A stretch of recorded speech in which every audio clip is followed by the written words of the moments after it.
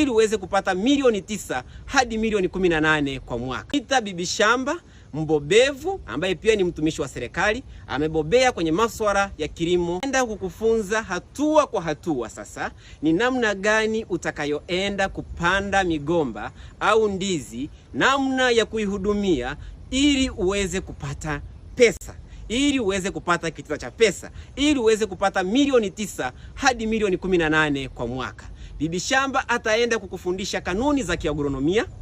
Inafanya vizuri sokoni kwa sababu bei yake ina range kuanzia 15,000 mpaka 50,000 na inategemeana na msimu ambao uliopo. Kwa kuna msimu ukifika utauza ndizi mkungu mmoja mpaka 50,000, imagine. Kwa faida ipo na ni ndizi ambayo inalipa. Kwa mche wa ndizi mzuzu utaenda kupanda na utaanza kuona matunda ndani ya miezi 12. Leo nawaletea mgomba ambao unatoa ndizi aina ya mzuzu. Ndizi mzuzu bana ni ndizi ambayo inafanya vizuri sana sokoni. I say kama tunavyofahamu kwamba sasa hivi dunia sasa hivi watu wengi wanapenda sana vitu vile vitamu vya kukaanga, vya kuchoma, unaona. Kwa hiyo ndizi mzuzu bana inafanya vizuri sokoni.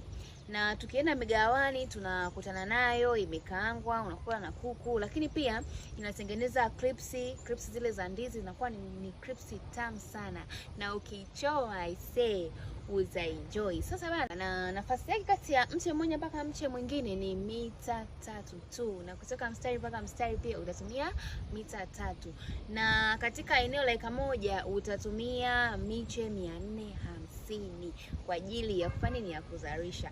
Na hii ndizi sasa, umuhimu wa kutumia nafasi sahihi ambayo tumesema ni mita 3 kwa mita 3, ina maana kwamba utaupa mgomba wako nafasi ya kila mgomba kuchukua virutubisho kwa usahihi kutoka kwenye ardhi, lakini pia itakusaidia wewe ili kupata ndizi ambazo ni kubwa, ndizi ambazo najua kama sokoni watu wengi wanapenda ndizi kubwa. Kwa hiyo na pia utasaidia kwamba migomba yako isiambukizane magonjwa kwa sababu itakuwa haisogeleani sana. Kwenye kuchagua sasa kipando, chini kitunguu inabidi kiwe kinene, lakini kadri tunavyopanda kinakuwa chembamba, na juu kabisa majani yake yanakuwa ni membamba. Sasa bana, kingine cha kuzingatia, unatakiwa uchague kipando kutoka kwenye eneo ambalo halina hasili ya magonjwa ili kuzuia usambazaji wa magonjwa shambani. Kwenye uandaaji wa shimo kwa ajili ya kupanda mgomba wetu, tunazingatia urefu na upana, ambapo urefu utakuwa ni mita 1 na kipenyo itakuwa ni mita 1. Lakini pia tunapokuwa tunachimba shimo inabidi tofautishe udongo. Kuna udongo wa juu na udongo wa chini. Udongo wa juu unakuwa na rutuba tofauti na ule udongo wa chini. Kwa udongo wa juu tutachimba, tutaweka pembeni, na udongo ule unaofuatia ambao hauna rutuba nzuri tutaweka pembeni. Tutaanza kwanza kwa kuchanganya mbolea samadi ya ng'ombe ambayo imeiva kabisa. Tutachanganya na ule udongo wa tabaka la juu. Tukishachanganya na udongo wa tabaka la juu, tutaweka kwenye shimo letu, lakini tutaweka kwa nafasi ambayo ni nusu. Tutaweka mchanganyiko wetu wa kwanza ndani. Tutachukua kipando chetu ambacho kitakuwa ni cha kawaida au cha kiini tete, tutakiweka ndani ya shimo letu. Tutachukua udongo ule uliobaki, tutaweka ndani mpaka kwenye size ya kwenye kitunguu chetu pale, ndio tutakuwa tumepita pale juu. Ili kuweza kuhakikisha kwamba unapata ndizi ambazo ni kubwa nzuri za kuvutia, inabidi ufanye upogoreaji, na upogoreaji inabidi ufanyike mara kwa mara kama tunavyoona hapa kwenye mgomba wetu.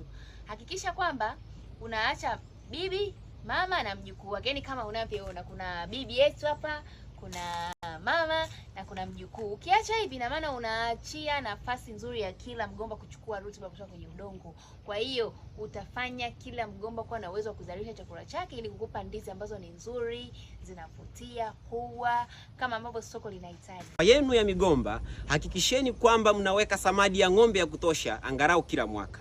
Kila mwaka migomba inakula sana mbolea, inatumia sana mbolea ili kutengeneza ndizi kubwa. Hakikisha unaweka samadi ya kutosha. Ila pia kwenye ndizi zenu sasa, ili muweze kuwa na ndizi imara, migomba sio imara. Upepo ukija ni rahisi kuanguka. Hivyo basi ni vyema kuweka miti kwa ajili ya kuishikilia migomba. Ila pia kwa kuwakumbusha pia, Ili uweze kupata ndizi kubwa ni vyema kumwagilia. Angalia mahitaji ya mgomba wako, unaweza kumwagilia kwa wiki mara moja hadi kwa wiki mara 2. Baada ya hapo utatengeneza kitita cha fedha. Naitwa Josephat Rioba au Bwana Shamba Rioba. Kumbuka kwamba nilikuwa na mtaalamu mbobevu wa kilimo ambaye pia ni mtumishi, anaitwa Selini au Celebrity Farmer au Binti Maswi. Till next time, Mwenyezi Mungu akitupa uzima. Bye bye.